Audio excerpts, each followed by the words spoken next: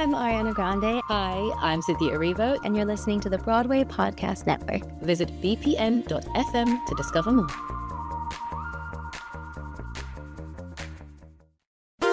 There's a cat over here. There's a cat over there. And the wrong one died. And the wrong one died.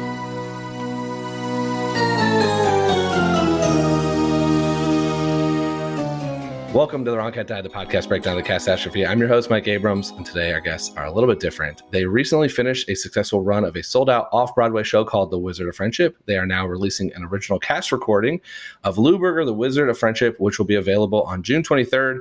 Anywhere you listen to comedy albums, music, you'll be able to find it everywhere. So welcome the members of Lewberger, Hughie Stone Fish, Keith Habersberger, and Alex Lewis, and thank you for joining me.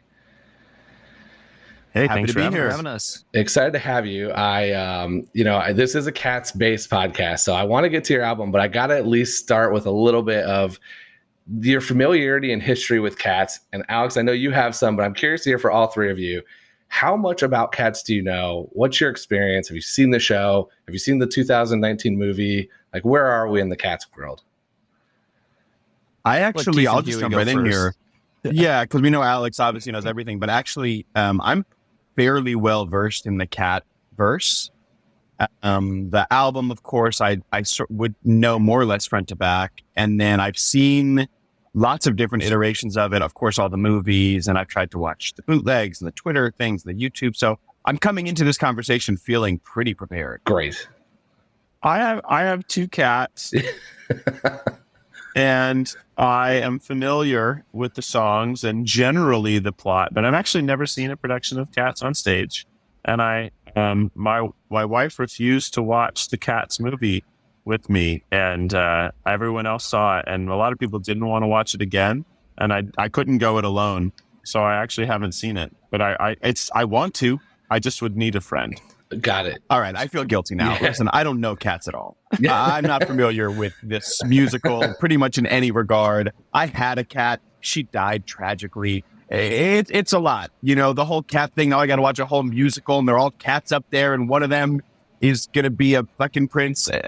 We'll see how this podcast goes for us. Okay. Alex Lewis here.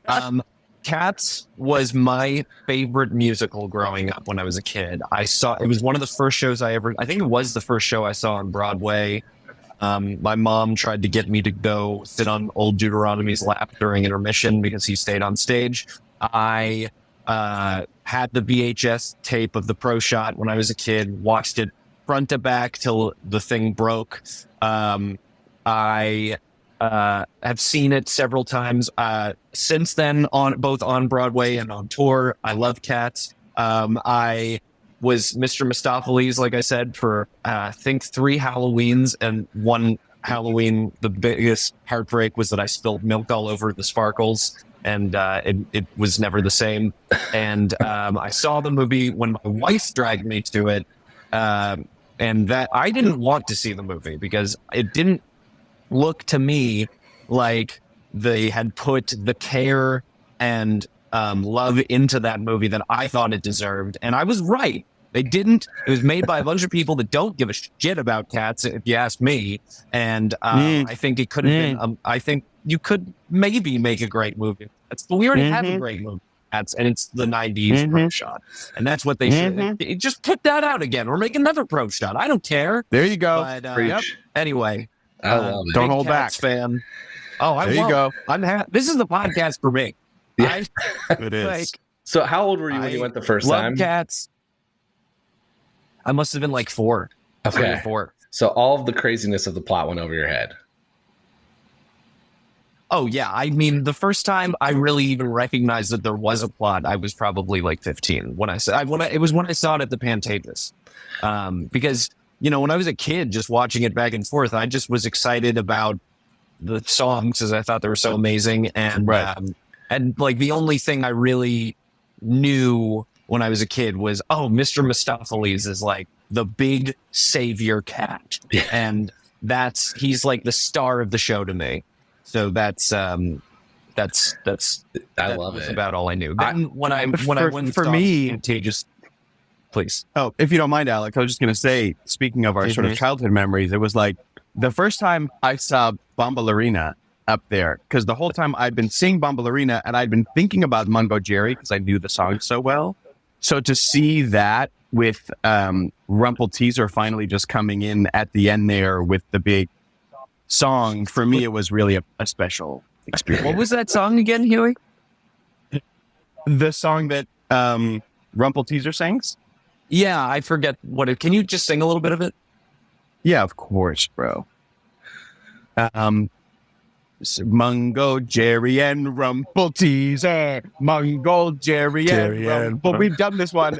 Mungo, Jerry, and Rumpelteazer. Hey, la la la. Something like that. Great, man. They do sing that. Mungo, Jerry, and Rumpelteazer. We're a notorious couple of brand of cats. But there's a controversy there because there's two versions of that song. One that I think is terrible and one that I think is amazing. Oh, which one are you on? Because the new movie did one, and the productions I've seen have done the other, and it's a mixed crowd. The movie did the shit version. In my opinion. I agree. So that's why I just want to make sure. I think it's a British version, and I think it's definitely way worse. Ugh, awful.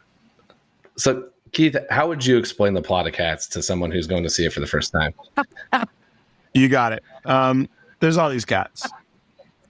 First of all, there's all these cats, and there's a time where one of the cats gets to be chosen to die, but through death they maybe live on forever or something, and they're all just sort of trying to figure out who gets to die, and they're not sure, and they have to work it out through song and dance, and then finally one of them dies. Right. It's pretty close. Right. Yeah. I mean, that's like, what I love about it is that you all know. They become the Jellicle Cat. Yeah. You all know more than I did when I saw it the first time. I walked in and knew nothing. I didn't even know Memory was in the show. A spaceship comes down at the beginning of the show. Right. Yeah. There's aliens or something. I went for the revival. Yeah, and they're all crazy. Roller skating. That's Starlight Express. They have to make the Jellicle choice. The Jellicle cats have to make the Jellicle choice and decide which cat gets to be reborn. So Keith, you were kind of right. Right. Yeah. I saw and then 9 of them go on a journey, all of their different skills, to bring the Jellicle cat to Mordor. Right. Pretty much. Yeah. Exactly. Toss destroy one of the cats into the flames. I saw to become the Jellicle choice. Yeah. I saw Leona Lewis, so I just thought I saw an X Factor on drugs the first time I saw it. With death being the win, like that's what you win is the surprise. Like then at the end, you don't get $1 million or an album, you get to go to the Heaviside Layer, which I didn't know what that was. But so you all like clearly are familiar with the show. You've done Mungo and Jerry Rumpelteazer. I know in your I know the words I don't. You've done Memory, right? You've done that kind of yes, Memory. And how did you were you, Keith, are you at all familiar? Like, you obviously know the tune. Like Memory was the only song I knew when I saw the show the first time. Like, did you know some of it but just not clearly the words? Yeah, and so most of like the Broadway songs that like people know, because some of them have made their way into pop culture. I know like the first verse or the first chorus. Yeah. Like most people do, but I don't know anything beyond that. So like, I know Memory, All Alone in the Moonlight. And that's it. That's it. I know the part that gets quoted when there's like a compilation CD in the 90s and they're sort of telling you the songs that'll be on it and they play about 10 seconds of a song. I know that much of a Broadway song that I might know. And I often know how they go musically. I can remember, melody and I can guess harmony pretty easily. A lot of them follow a lot of similar tropes, even if especially when their musicals written by the same person, right? They have some similar musical genre is to themselves. But every time we do those things, also one of the reasons I know them is Hughie is learning how to play it in about 60 seconds, while Alex plays it for him in his ear and also sort of hits Hughie, establish the rhythm, and goes da da da da da da da da da. And I'm like, what are you guys doing? And they just do it, and I'm like, okay, let's go for it. And we used to try to whisper and keep it quiet from Keith. We used to try to like do it all whispery to each other, and then we're like, hey, it's too much. It's too much. Just Keith, just go on your phone. Like, try to not pay. And now it's like, maybe we should all just take a second to learn a melody. Yeah, I love it. Yeah, just learning the melody is the most important part. Otherwise, I really derail things. Well, I want to play a version of this game, but we don't have the musical instruments. But I know that Hughie and Alex and I know the characters. Keith, I don't think you probably know as well. So what I'm thinking we do is I want to list off a character name, and I want to have you describe them as their cat form, and then we will decide how close he is to their actual character background. And the best part about this is that there isn't consensus in a lot of this in the fandom, the Cats fandom. So there's a lot of ways you can go where there's going to be a group that's going to be like, that's definitely not at all right. There's a group that might be like, oh, I could see that. So are you up to play this game? I'm so into playing Guess the Cat. All right. So let's start with Alex's potential grandfather that he almost sat on stage with Old Deuteronomy. Old Deuteronomy, he's a gray cat. He's known for his incredibly long hair, and he's sort of the sage, right? He's like all the cat. He knows the deal. All the cats, if they didn't know how to be Jellicle, they would go to him and be like, what's going to happen? Am I going to be reborn? Do you think I have what it takes? And he's probably the least dancing of the cats, but he can bust a move. Love it. Alex, Hughie, how do you feel about that? I mean, what are we going by? Couldn't have said it better myself. Yeah, give him a percentage grade. 100% to me. 100 out of 100. I'll give him 50. I'll give him like 50%. 50. That's a 75 average. Yeah, That's a C. Okay, let's go with the Rum Tum Tugger. Rum Tum Tugger, obviously the funniest, one of the funnier names. Definitely, he's the horny one. So horny, always trying to fuck all the other cats. Effectively does fuck one of the cats, and is a cat himself. And he is sort of black and white. Who do you think he's fucking? Wow. The one who sings Memory. Okay. That's the Phantom. Yeah, the Phantom. All right, what's our scoring here on this one? To me, I gotta take half a point off, because it felt like, just something about. I just want you to be confident with your answer, so I'm going to give you 99.5% for that one. But other than that, all the information was correct. I'd have to say. Right. Honestly, if you had stopped at he wants to fuck all the other cats, you would have gotten 100% from me. But everything else, including him wanting to fuck Grisabella, I'm sorry, but no, he doesn't want to. No, I don't think so, and he doesn't. I don't think so. I don't. Well, he doesn't. He just doesn't. He doesn't. I'm gonna presented. What about before she went to the dark side? When she was the glamour cat, you think he would have been in? Well, there's a whole when dark she side was the thing glamour in cat. cats. When she was the glamour cat, this is a different. I don't even think he was alive though for that. He's fair. Young.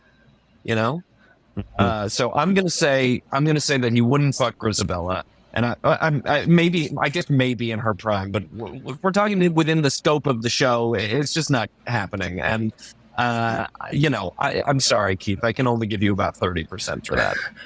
30%. Wow. I was waiting for you to say. Then you know what? Mistopheles. I'm going to retroactively give you 105%. Thank you so much. Yeah. I thought you were about to say Mistopheles because there is a big contingency that think those two are together. Grisabella. Rum Tum Tugger and Mistopheles. Oh, Rum Tum Tugger. Oh, Mistopheles. Oh, I could see that. Yeah, I could definitely see that. Mr. Mistopheles. Yeah. That's what nice. Yeah, exactly. Okay, what about Bombalurina and Demeter? Because they sing a song together. Right. Yeah, it's weird because how much should we talk about incest on this show? I mean, they're cats. They're clearly from the same litter, but they're also romantically involved. Right. And they, and that makes us all feel weird, but at the same time, it's fiction. They're cats. And no one's really talking about that. And no one's really cat talking community. about I remember one of the things I remember most about them is how much they loved spaghetti in the show. How much spaghetti they eat. Now it's from a garbage can, but a rose is a rose by any other name kind of thing. It's still spaghetti. Yep. Exactly. And it's just not talked about enough here. So I'm glad you're doing that. So you got him at 110. Honestly, for this one, I'm gonna have to go 120 just because I feel like what more could I possibly do? Alex, look ready. Do you think Demeter is a man? Is a male cat? Did I say that? I'm asking if that's what you think. Nope. Actually, I think both of them were sisters. Okay. Which is why the incest thing gets to be dodged, right? Because they can't procreate. Oh my God. Okay. Well, I don't believe you. I think you know from the same litter. It's not that I don't know. I it's the fact that the show itself dares to deal with those themes that I have to bring it up. Of course. I wouldn't ever bring this up on my own accord, but I know that's one of the underlying themes in cats. And I mean, Andrew Lloyd Webber, that's part of what you get with him, from The Phantom of the Opera to Joseph and the Amazing Technicolor Dreamcoat to Evita, School of Rock, Sunset Boulevard. What happened? Bad Cinderella. You're getting cutting edge. Bad Cinderella. I mean, he's taking swings. And we take swings too. And you don't knock them all out of the park, but maybe if you're lucky, you get a bunt. Yep. Is cats a bunt? That's not for me to say. Not for me to say. All right, I'm going to give Keith 20% on that one, I'm afraid. Keith, do you know the song they sing? So it's firm, but no. Okay, I sure don't. Is it not romantic at all? It's very sexual, but they're singing about the villain, and there's potential that one was abused by and that one might have been abused by. Could one interpret that song as them wanting to have a three-way with the villain? For sure. Maybe. Would that not perhaps then have a theme? Yes. For sure. Yes. We didn't write it. All right. They're not from the same litter, though. The debate of sisters or friends is definitely hotly contested. And I sparked that on social media the other day. And what was interesting is everyone who'd been in the cast all said friends, and a lot of the fans said sisters. So there's no answer there. Okay. Very What about interesting. Skimbleshanks?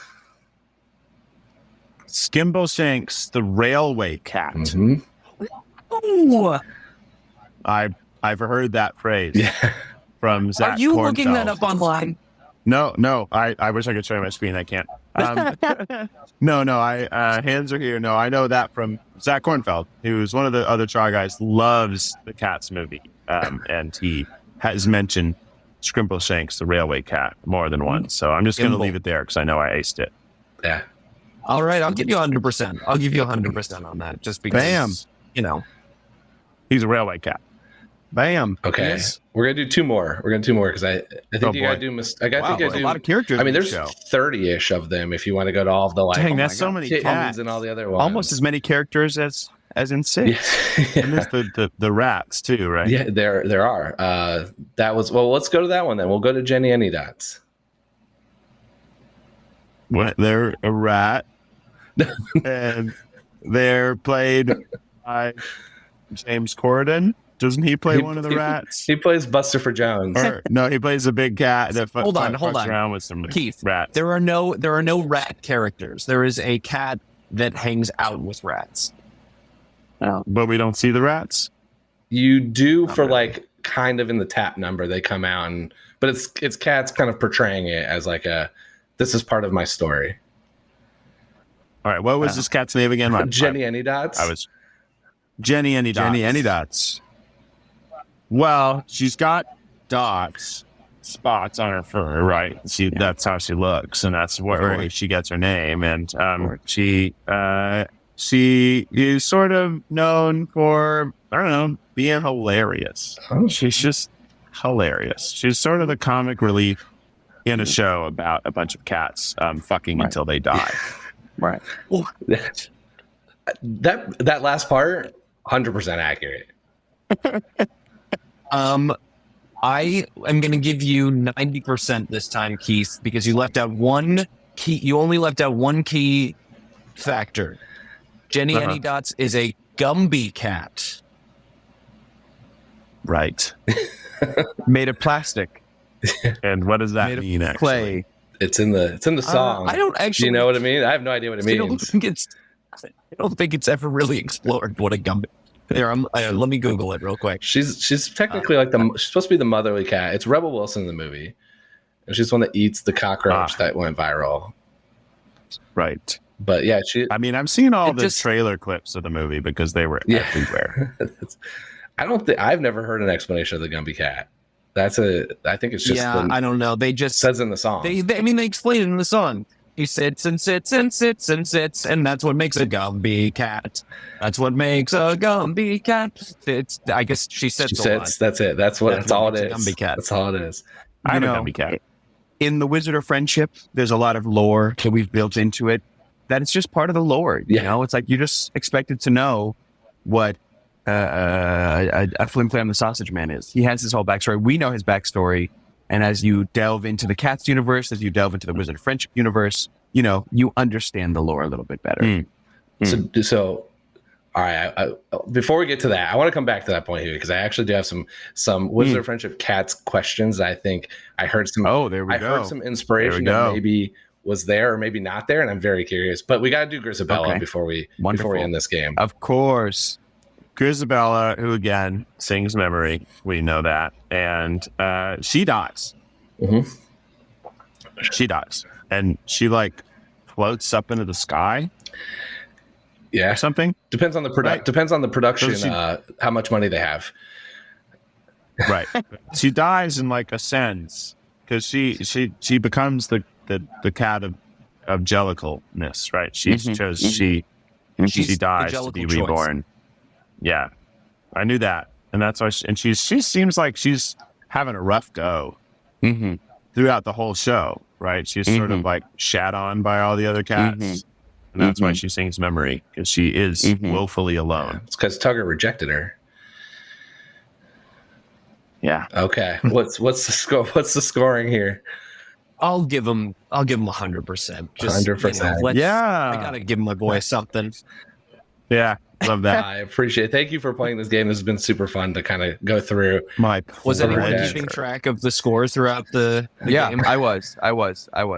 Keith's total average, I did it on the calculator. Don't tell us. I want it to be a mystery. Okay. Maybe someone can tweet at us. #Keith score. #Keith score. I love it. #RumTumTugger Keith. The Rum Tum Total. The Rum Tum Total. #the Rum Tum Total. I love it. We're going to take a quick break and then we'll be back for more of The Wrong Cat Died.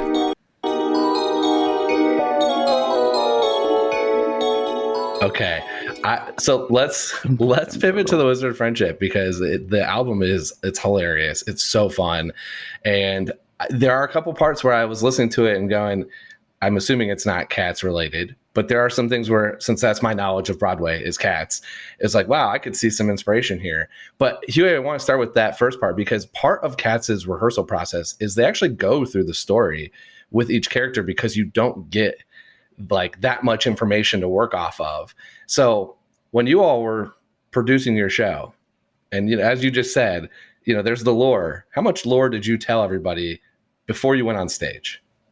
Not the audience, with the actual cast members. A lot of the lore was developed as it went. Okay. With a flip-flop. But there's also so much flip-flop is. Exactly. That's my point. But if you see the show, you'll know. But there's so much of the Wizard of Friendship is really based off of our friendship and our history and who we are as people. So certainly as we were working on the show, as we're working with the cast, as we're trying to explain, this is why this thing is happening right now. It's based off of this thing that actually happened. So there definitely was a lot of lore discussion in that regard. And then something that's very fun is we go to the land of Nofrendia, And the cast actually made our lore reality at the end. You know how you can like buy and name a star? Mm-hmm. They actually named a star Nofrendia. So they made Nofrendia a real place, which was very, very sweet. But also, you know, like you said, we were building the lore. But yeah, I mean, it was inspired by a few things, both like Labyrinth and Wizard of Oz, obviously, but also these old things called We Sing, which were direct to VHS children's movies that taught you folk songs. And the children always get sent to a magical land where they learn basically little lessons about sharing and friendship. So we wanted to make a sort of whimsical, ridiculous thing that actually did explore how adult friendships work. And adult friendships are different than child's friendships, is that in children, you're told to be like, you know, you be nice to each other and you will be friends and be kind. And that's true. But as adults, you all have your own lives and you're sort of done becoming who you are. So part of being an adult friend is understanding the negative parts and basically I have more favorable experiences with you than none. So we are friends. It's how much can you tolerate one another's silliness because you enjoy the positive so much more. And all of us, we're very much brothers at this point. We get on each other's nerves from time to time, but never so much that would stop us from being friends. Is there any, as you've kind of now gone through this process and you've had, you know, you have a finished product, did you go back and realize that there's any moment from one of those childhood videos that you saw that was just like, wait, that was it. That was part of it. Like, I know the inspiration came from it, but was there like an actual, like one scene or one thing that came from it?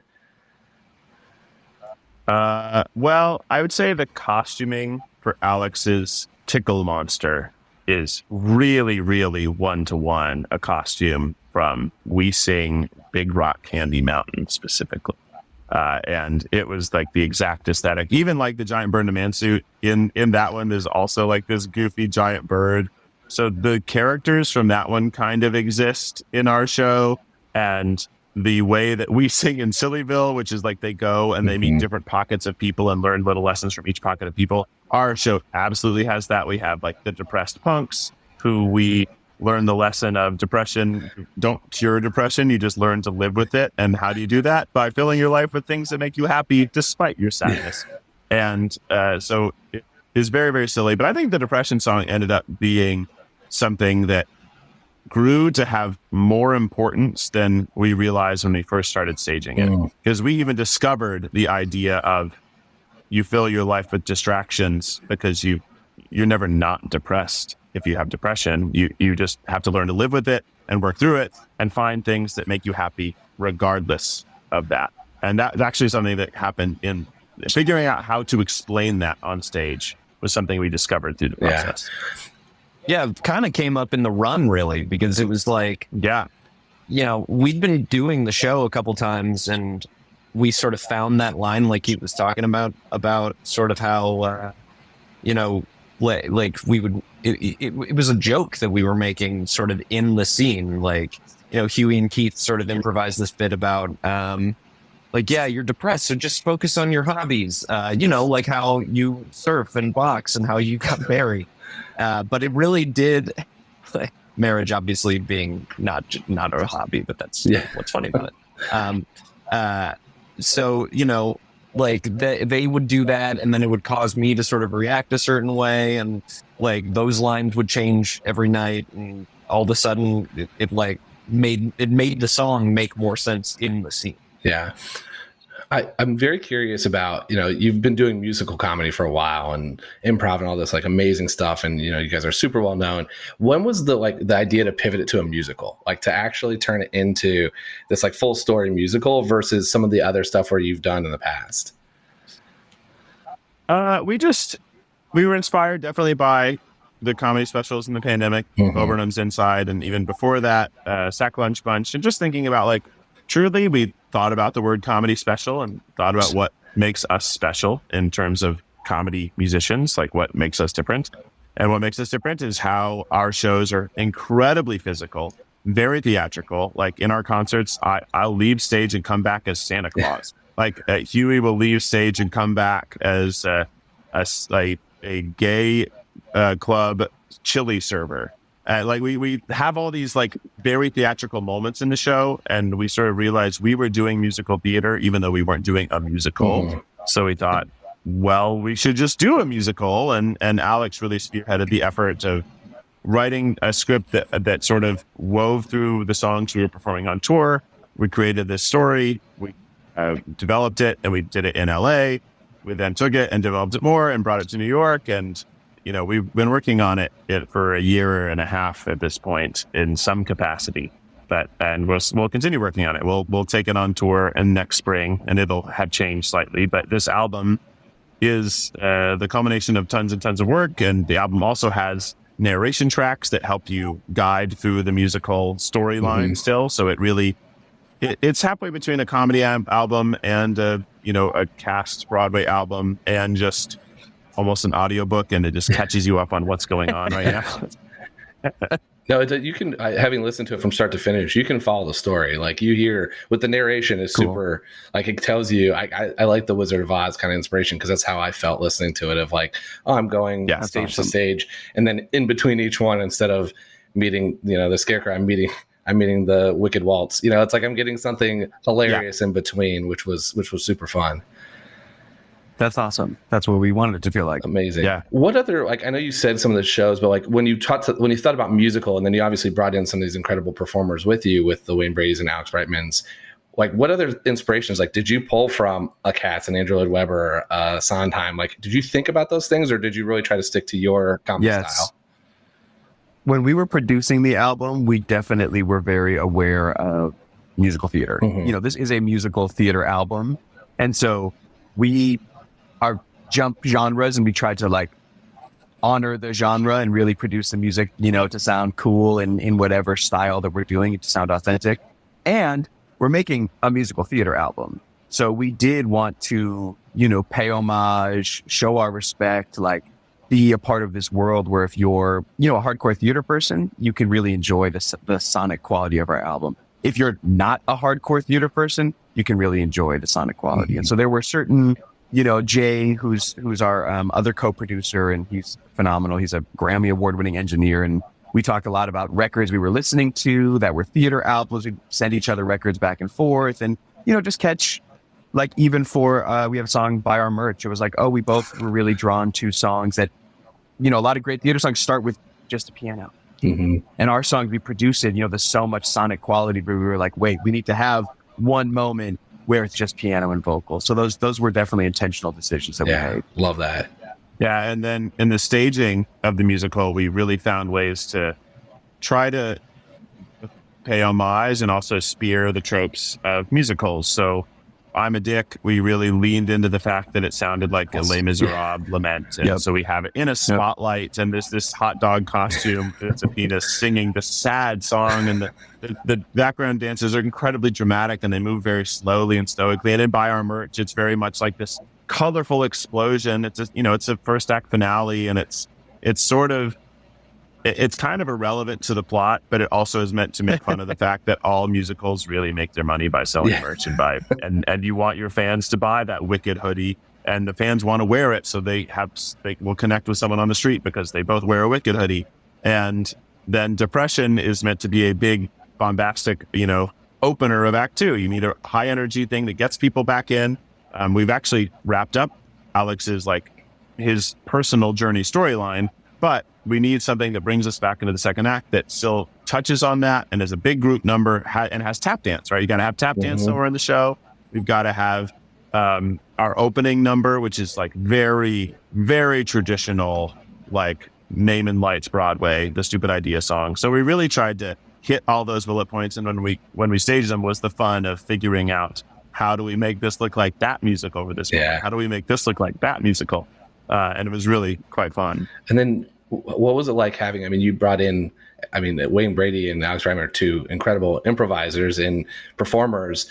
Like, how much did they add to your already, incredible, like what you had started? Like, they come in and collaborate with you. What was it like having those two and everyone else that joined you? It was really cool to collaborate with them. And Dashaun Wesley is also an incredible improviser as well. And he really got a chance to improvise in Giant Bird in a Man Suit. He came in with some parts that he had written, And then he just gave us a bunch of takes in the studio, just sort of going through his style of commentating. And it was really cool. And Wayne and Alex, I mean, they're like, who's cooler and better than Wayne Brady and Alex Brightman at doing this? So, you know, you get in the studio with guys like that.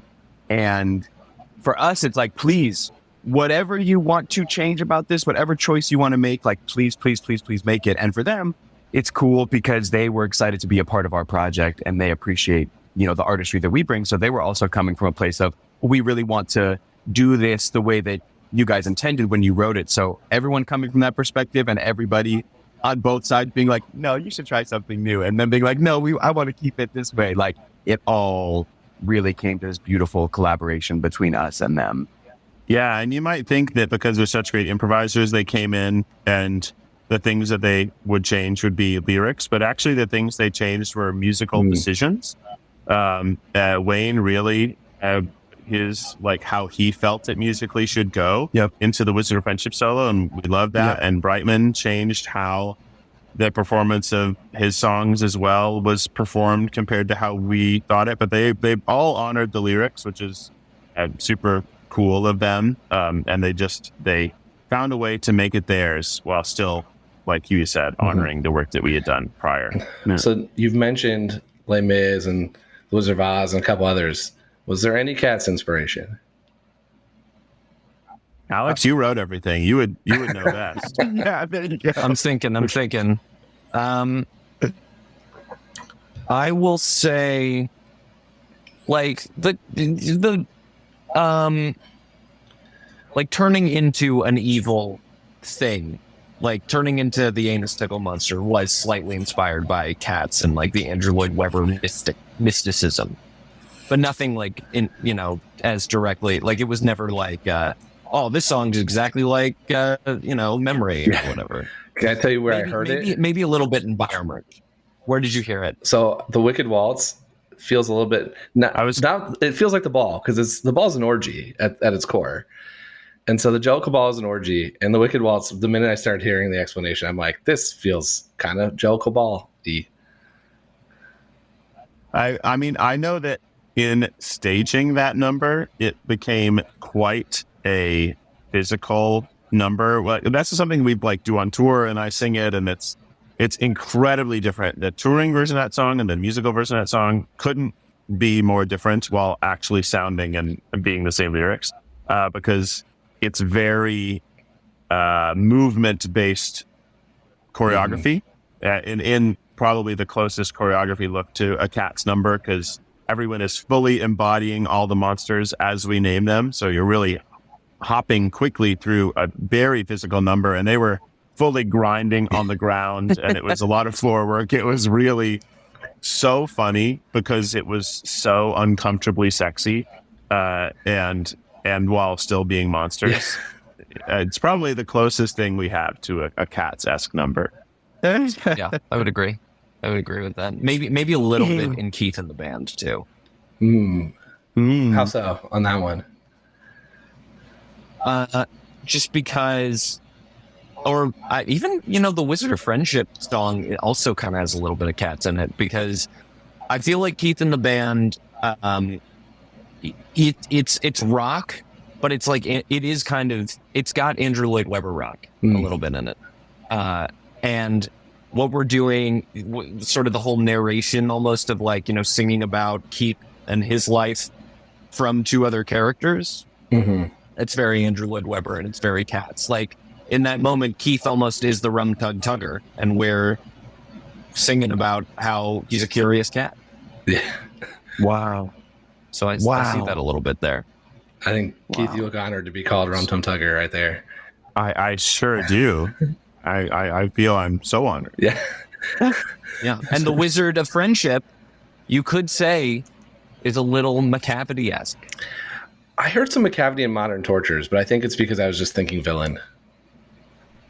Well, it's the Wizard's number. Yeah. So yeah, I heard a lot of like. But what I'm saying is like, what I'm saying is like the song is about the Wizard of Friendship, sort of how Macavity is about Macavity. Yeah.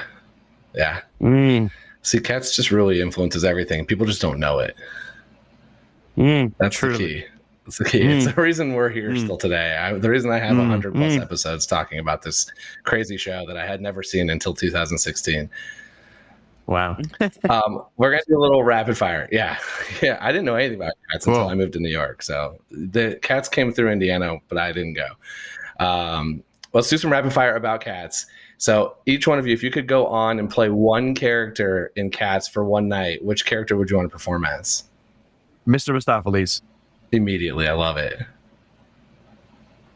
Keith? The punny one. Jenny Anydots. You're in for Jenny Anydots now? Yeah. I'd probably want to be the Rum Tug Tugger. Tugger. Okay. Who are your favorite and least favorite Cats characters? Favorite is Mr. Mistopheles. Least favorite is Rum Tum Tugger. Okay. My favorite is the railway cat. Thanks. I can't get enough. And I don't prefer the orange one. Can I change my answer about the cat who I'd want to be? Yeah. Yeah. Sure. I'd want to be Mungo Jerry. Mungo Jerry. Oh, that's of the one course. that's my least favorite. Plot twist. Plot twist. Wow. What a dick. Okay. You want to do the cartwheels across the stage and everything? Wow. Yeah, and I just, Man's doing that cartwheels. the good version of that song is awesome. Yeah. Mungo, I think mine, Jerry, and Rumble Teaser. my least favorite cat is probably, I don't know. I like a lot of the cats. It's hard. That's such a hard question to answer. I guess McCavity, just because he's the bad guy. Mm-hmm. Yeah. Get rid of Although- McCavity. You know what? No. You know who my least favorite is? I'm going to say Bustopher Jones. It's a good answer. It's a common answer. That cat hasn't come up. You know, honestly, that cat, there's a Royal Caribbean 90-minute version, cruise version of Cats, and Bustopher Jones is not in it. So it's the first cat cut from productions. So it's a good of course choice. he is. Like, what's his whole thing is, respectfully, is that he's fat. He's fat and he's rich. Like, that's A fat cat. It's just like, Yeah. yeah, Cat. he's like you know what he's like? He's like the ANPTP who the writers are striking against right now. That's Bustopher Jones. That's Wow, topical. Yeah, I love it. And my favorite cat will probably always be Mr. Mistopheles. I wouldn't want to play him because he doesn't really get to sing. But Yeah, come on, he's got that amazing outfit, and he's. I mean, of you course, guys, hero you did of it the for show. 3 years, so for Halloween. So Yeah. He He gets I get to- it in the. He gets to do the yeah, He gets to do the 360 on the roller skating pipe, half pipe. Yeah. He yes, does Hughie. the yeah. The We're loop- combining a lot to Andrew Lewberger Yeah. shows here. Yeah, he's the cat that sings AC/DC. Yeah, Yeah. he's Prince Charming. Okay, if you could, That's Cinderella. if you could add one of the Cats characters to Lewberger, who would you want to bring on with tour with you? I would like to bring Guy Branzella. No, she, the one who sings Memory. Grisabella. Grisabella. Yes, Grisabella. I would like to bring her. When I Wikipedia'd her while we were talking about her earlier, I saw that she was loyal. That might be She sings that might like be the most memorable song. heavily debated because she abandons her family. So I'm not sure I'd call her loyal. She comes back though. That's the arc of the story. Ooh. Well, it's I'd- too late. I've I'd already wanna given my bring- answer, but I would bring Gus the theater cat on tour with us. what? There's a theater cat? Gus the theater cat. Yeah. Well, that would be the obvious. Okay. Pete? You would love Gus the Scrimble theater cat. Shanks. I bet I would. Scrimble Shanks because he's the railway cat. Because so often we're renting cars and flying, and maybe we should be taking the train. Yeah. To get around. Maybe Good you call. could show us how to get to our destinations a different way that's maybe more They'll economical. keep you in order for sure. Good idea. Okay. Good idea. Yeah. Great So ones. this is the thesis of this podcast is that I don't think Grisabella is the right Jellicle choice. So I'd love to hear if you want to defend Grisabella or if you want to pick any other cats. And I'm going to tell you that the fact that y'all didn't know Gus is one of the most common choices, non-Grisabella. So I'm excited to hear if you want to pick somebody else or if you want to defend Grisabella.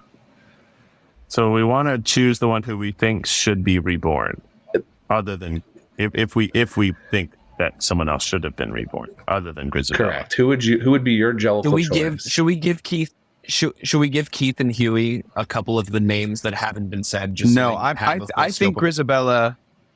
I think Grisabella is my choice. I'm perusing the fuck out of this Wikipedia page right now, and I feel like Keith? paragraph and a half in, she should be the Jellicle cat. Yeah, I mean, Keith, I just want to give personally you. think. Yeah, go ahead.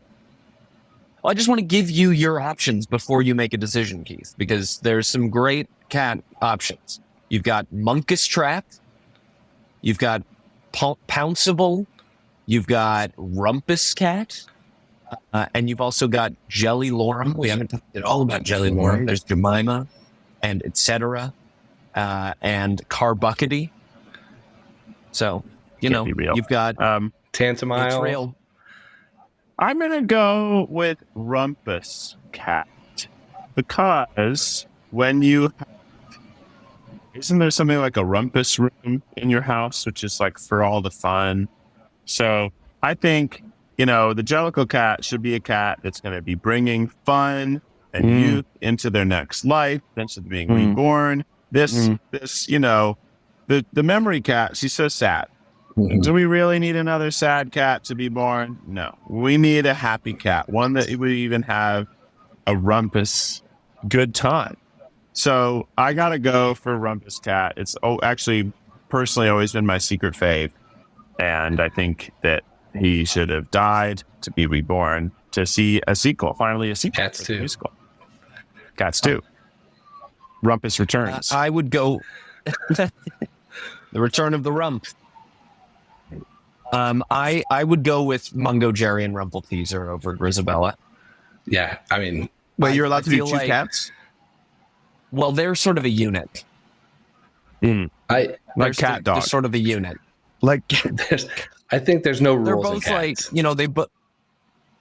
yeah, and they're it's like they're sort of two calico looking cats, and I feel like they get a lot of heat because they sort of seem like McCavity's little crones, but I feel like if they just had another chance at life with like maybe a better human, they could really just I think they'd be more like my kitties, my cats, Quentin and Taxi, and they they cause mischief, they knock things off the shelf and rake Ming bosses, but they just needed the right person to give them the right amount of love. Yeah, and they would have been kind. And I think if they had been the Jellicle choice, it would have solved everything. they'll get that in Cats 2.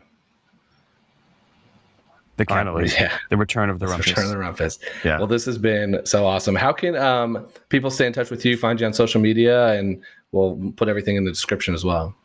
Yeah, check us out at Lewberger, Lewberger, our YouTube channel. We have lots of great stuff coming through the pipeline. You'll see music videos for some of the singles. It'll drop early, but then the album drops on June 23rd, which is Friday. We'll also have some more music videos coming out after that. We're on Twitter. We're on Instagram. We're on TikTok. On TikTok, it's Lewberger Music.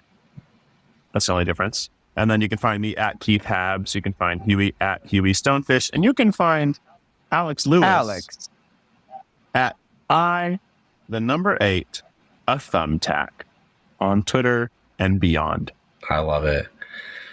Thank you all for humoring me through the cats, going through all this fun. The album is incredible, and I'm so excited for everybody to get to hear it.